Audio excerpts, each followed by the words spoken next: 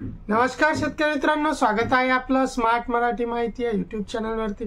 मित्रांनो, बरेच शेतकऱ्यांकडून बऱ्याच दिवसापासून विचारला जाणारा वेळोवेळी प्रश्न म्हणजे पीक विम्याबाबतचं अपडेट कधी येणार आणि पीक विम्याचं काय झालेलं आहे। खरीप पीक विमा 2023 जी सोयाबीनचा पीक विमा होता, पीक विमा तर पास झालेला होता। काही भागामध्ये अग्रिम पीक विमा 25% मिळाला देखील। काही शेतकऱ्यांचा संपूर्ण 100% पीक विमा हा अजून बाकी आहे। पीक विमा हा पास झालेला आहे, परंतु तो मिळणार कधी हा सर्वात मोठा प्रश्न आहे। तर अनेक शेतकरी विचारत आहे की पीक विमा कधी मिळणार, वेळोवेळी विचारला जाणारा प्रश्न। तर मित्रांनो, तुमचा जो खरीपचा पीक विमा आहे ते अनेक भागातील पीक विमा जो आहे तो पास झालेला आहे पूर्णपणे। काही ठिकाणी 100% पास झालेला आहे, तर काही ठिकाणी 25% अग्रिम पीक विमा या अगोदरच मिळालेला देखील आहे।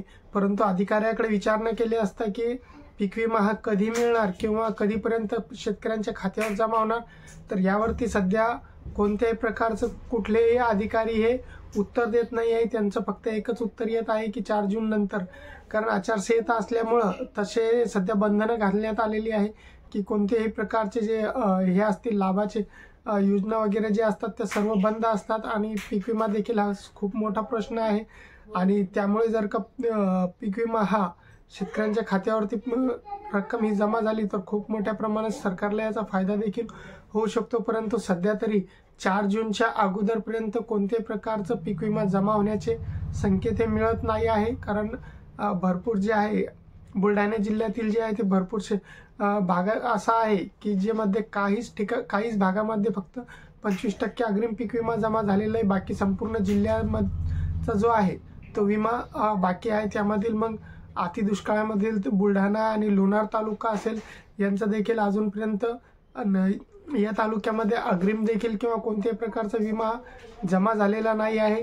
तर आता बघूया, 4 जूनची वाट बघूया। 4 जून नंतर नक्कीच याबाबत काही ना काही अपडेट मिळेल किंवा विमा तुमच्या खात्यावरती जमा होईल। विमा पूर्ण पास झालेला आहे, खरीपचा विमा हा येणारच आहे। तर दुसरा अपडेट असा आहे ते म्हणजे सोलारच्या बाबतीत अनेक शेतकऱ्यांनी सोलार जे सौर ऊर्जा आहे कुसुम सोलार योजनेअंतर्गत देखील अर्ज भरले आहे। अनेक शेतकऱ्यांनी कुसुम सोलार योजनेअंतर्गत पेमेंट देखील केलेली आहे। परंतु यामध्ये आता एक महत्त्वाची अशी अडचण येत आहे की अनेक शेतकऱ्यांचे पंप जे आहे ते पेमेंट भरल्यानंतर सुद्धा रद्द करण्यात आलेले आहे। आणि त्याला कारण देण्यात आलेलं आहे ते म्हणजे लाईनचा, की त्यांच्या शेतामध्ये लाईन आहे किंवा त्या ठिकाणाहून लाईन गेलेली आहे, असे कारण देऊन अनेक शेतकऱ्यांचे पेमेंट भरल्यानंतर देखील पंप हे रद्द करण्यात आलेले आहे।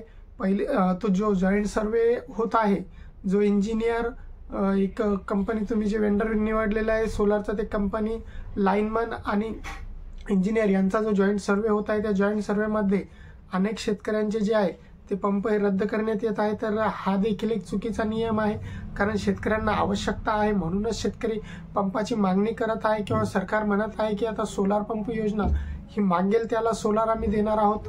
तर मग ज्या शेतकऱ्यांकडे जर का लाईन असेल किंवा नसेल किंवा त्यांच्या 100 मीटरपासून आतमधून जर लाईन गेलेली असेल तरी त्या शेतकऱ्यांना सोलार देण्यात यावे, त्यांचे सोलार रद्द करण्यात येऊ नये, हे जे नवीन नियम लावण्यात येत आहे। आणि ज्यामुळे ज्याचा फटका अनेक शेतकऱ्यांना बसला आहे। मागच्याच हप्त्यामध्ये अनेक शेतकऱ्यांचे जे आहे ते पेमेंट भरल्यानंतर सुद्धा पंप हे रद्द झालेले आहे। तर अनेक शेतकरी पेमेंट भरून सुद्धा अजूनही सर्वेच्या प्रतीक्षेत आहे किंवा पंप फिट होण्याच्या प्रतीक्षेत आहे। अशा प्रकारचे हे 2 महत्त्वाचे असे अपडेट होते, एक पीक विम्याच्या बाबतीतला आणि दुसरा सोलारच्या बाबतीतला। आपल्याला अजून काही प्रश्न असतील तर आपण कमेंटमध्ये मला नक्कीच विचारू शकता। चॅनलवरती जर नवीन असाल तर चॅनलला सबस्क्राईब नक्कीच करा, व्हिडिओला लाईक करा आणि शेअर करा। जय हिंद, जय महाराष्ट्र।